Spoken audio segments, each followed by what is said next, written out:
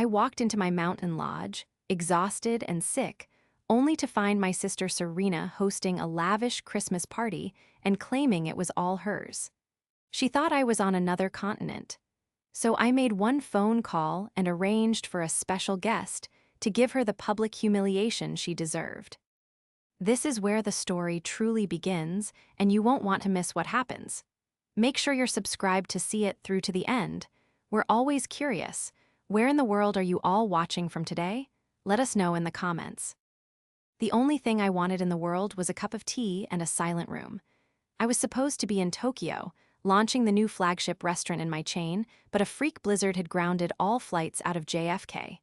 I was running a low-grade fever, the kind that comes from 3 months of nonstop work and zero sleep.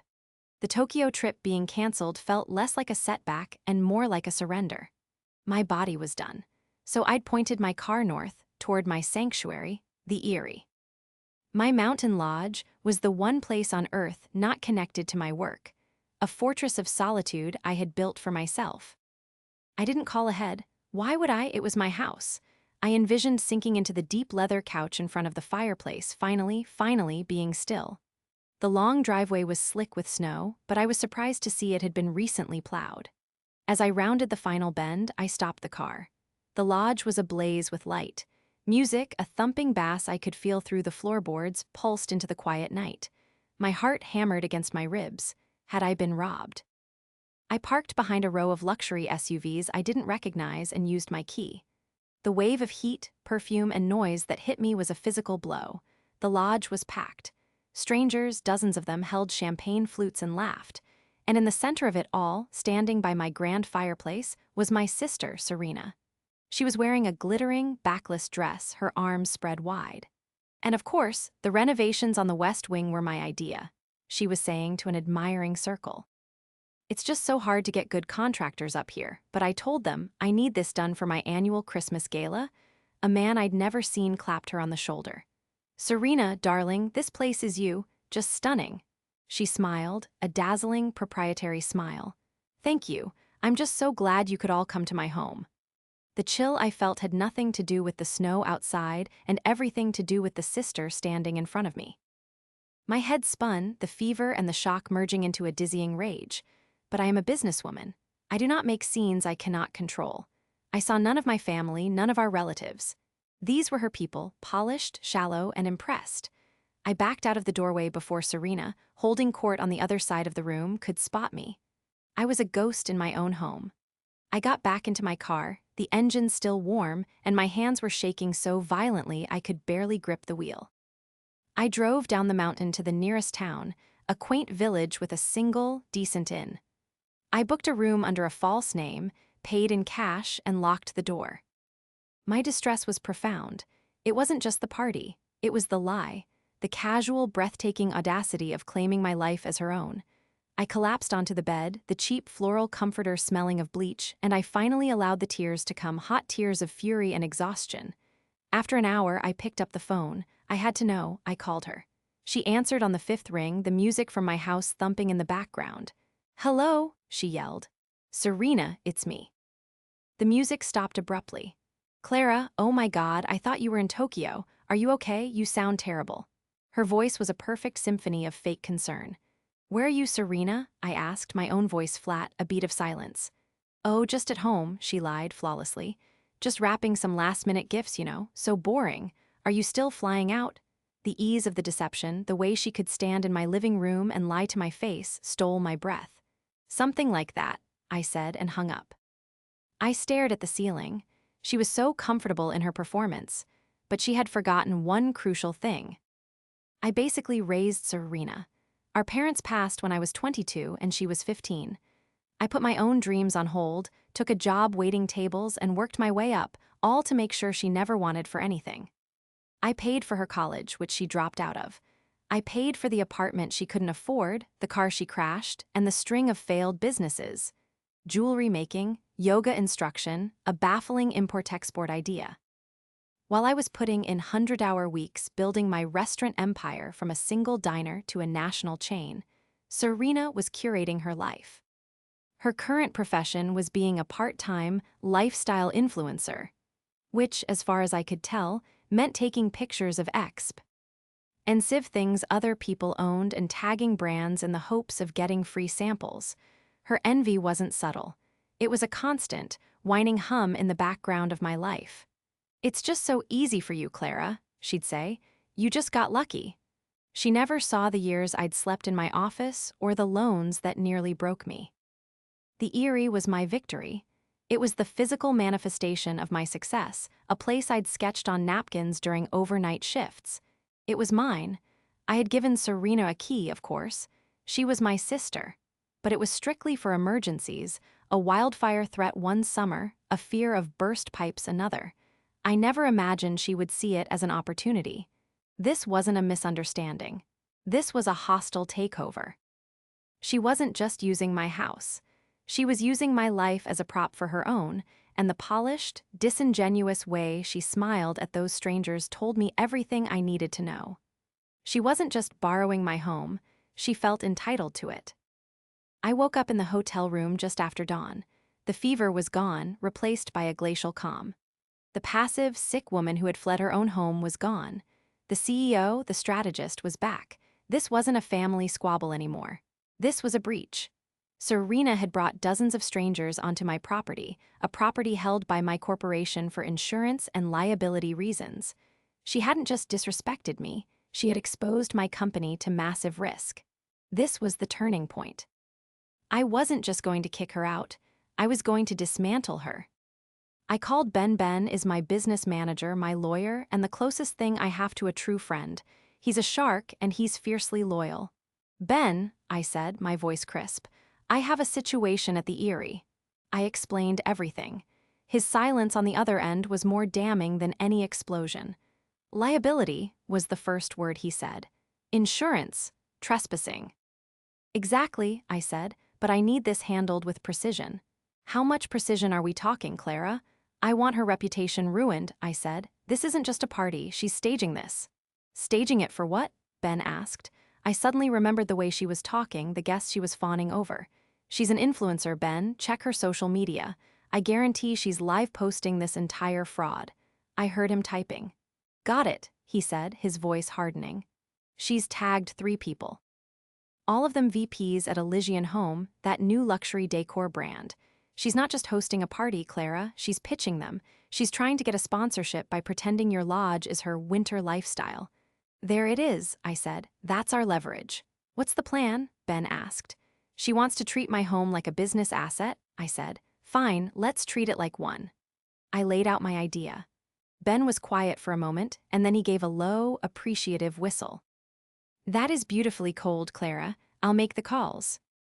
Before Ben set the final plan in motion, I had to do one more thing. I had to give her one last chance to tell the truth. It was a slim chance, but I needed to know, for my own conscience, that I had offered her an exit. I called her again. This time, she answered immediately, her voice still in hostess mode. "Clara, I'm so glad you called back, I was worried." "Serena," I said, cutting her off. "I'm in town, I know about the party." The line went utterly silent. I could picture her, champagne flute frozen halfway to her lips, the fake smile dropping from her face. When she finally spoke, her voice was nothing but ice. "What are you talking about? It's just a few friends for Christmas Eve." "I was there, Serena," I said. "I walked in. I heard you telling everyone it was your house." A high, ugly laugh burst from her. It was the poorly executed lie I had been expecting. "Oh, Clara, don't be so dramatic. You're never even here. The place is always empty. What's the big deal? It's just a party." "You lied to me. You're lying to them. You're committing fraud in my home." "Fraud?" she shrieked. "It's family. Are you really going to come here and ruin Christmas for everyone? God, you'd be the monster, wouldn't you? Just like always, making everything about your money." That was it. The last thread of sisterly affection snapped. She didn't just feel entitled, she felt justified. She saw my hard-won success as a public utility and my absence as an invitation. She felt no remorse, only anger at being caught. "You've made your position very clear, Serena," I said calmly. "I'll be in touch." I hung up on her sputtering protests. The trap was now set, and I felt no guilt about springing it. Ben called me back an hour later. "The stage is set," he said. The Elysian home executives are the guests of honor tonight, correct? That's what her social media indicates, I replied. Perfect, Ben said. Her entire lifestyle pitch rests on her appearing to be wealthy, stable, and authentic. She's trying to land a six-figure winter cabin collection deal. This party is her audition. This was the irrefutable proof Ben had been building. He hadn't just identified the guests. He had contacted a colleague who worked in marketing, who confirmed the entire scope of Serena's ambition. She wasn't just telling a white lie to friends. She was perpetrating a calculated, high-stakes deception to secure a major business deal. This makes her vulnerable, Ben continued. She's not just a girl in a borrowed house. She's a potential business partner committing active misrepresentation. The second confrontation wouldn't be with me, it would be with the reality of her situation. Are you ready for this, Clara? Ben asked. She called me a monster, Ben, I said, looking out the hotel window at the falling snow. She's about to find out how precise a monster I can be. I'll meet you at the end of the driveway at 7 o'clock. The plan was simple. Ben wasn't just my lawyer. He was the executor of my holding company, a man with the absolute authority to manage my assets. And tonight, he would be playing the part of a man sent to do an emergency valuation on a distressed property. If Serena wanted to pretend my home was her asset, we were about to show her what happens when an asset is liquidated. At 7:00 p.m. on Christmas Eve, I met Ben at the end of my driveway. He was in a black sedan, wearing a severe dark suit and carrying a leather briefcase. He looked less like a lawyer and more like an undertaker. I, in my simple wool coat, followed him up the walk. The music was softer tonight, more elegant. This was the main event. Serena was closing her deal. I used my key. The 20-foot great room was filled with the same crowd, but they were seated, listening intently as Serena, standing by the fire, gave a speech. And that's why authenticity is the core of my brand. This lodge, my home, is a reflection of that. It's about a real, grounded life. She saw me first, and her face went white as chalk. She faltered, Clara. But Ben stepped past me, his voice cutting through the room with chilling authority. Excuse me. Apologies for the intrusion. The room fell silent. I am Ben Carter from the VANCE holding group that manages this asset. Asset, not home. Serena, regaining her footing, tried to laugh him off. I'm sorry, who are you? This is a private party. Ben looked at her as if she were a bug. I am here, he announced to the room, for an emergency appraisal. The property and all its contents are being prepared for immediate liquidation by the owner due to a delicate family financial crisis. A collective gasp. The three Elysian home executives who had been sitting on my couch looked at each other in alarm. Liquidation? One of them asked, standing up. This is a lie, Serena shrieked. This is my home, he's mistaken. Ben just raised an eyebrow and looked at me. Ma'am, this woman is trespassing. The owner, Miss Clara Vance, is right here. He gestured to me. She will be pressing charges against anyone who does not vacate her property immediately. All eyes swung to me. The executives looked from my face, calm, tired, and clearly in charge, to Serena's, which was collapsing into a mask of pure, panicked rage. The lie was exposed. The illusion was shattered. People started grabbing their coats, not even bothering to make excuses. The party was over. The downfall was as swift as it was total. The three executives from Elysian Home cornered Serena by the door.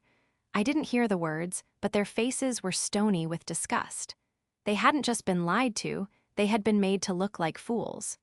One of them handed Serena a business card, and I could just make out the words, "You'll be hearing from our legal department." Her influencer friends didn't even say goodbye. They just melted into the night, phones in hand, no doubt already texting the story of Serena's epic, public humiliation. In less than 10 minutes, the lodge was empty. It was just me and Serena standing in the wreckage of her ambition. The silence was deafening. She was breathing hard, her face blotchy with tears and rage. You ruined everything," she screamed. I just looked at her. I felt nothing. No anger, no pity, just empty. "No, Serena," I said, my voice quiet. "You did. You built a life on my foundations, and you were surprised when they crumbled." I walked to the door. "Ben has already called a locksmith. Your key won't work after tonight. Send me an address, and I'll have your things from the guest room shipped to you." I left her there, alone in the great room, the discarded champagne flutes her only company. I spent Christmas at the inn. It was quiet, and I was at peace. Ben's professional network, my true resource, had ensured justice was served. A week later, Ben called. Elysian Home was, in fact, suing Serena for misrepresentation. She had lost her social media following overnight. She was ruined. I hung up the phone and looked out the window of my lodge now. Clean and silent, watching the snow fall. The conflict was over. I had my sanctuary back, and I finally felt vindicated.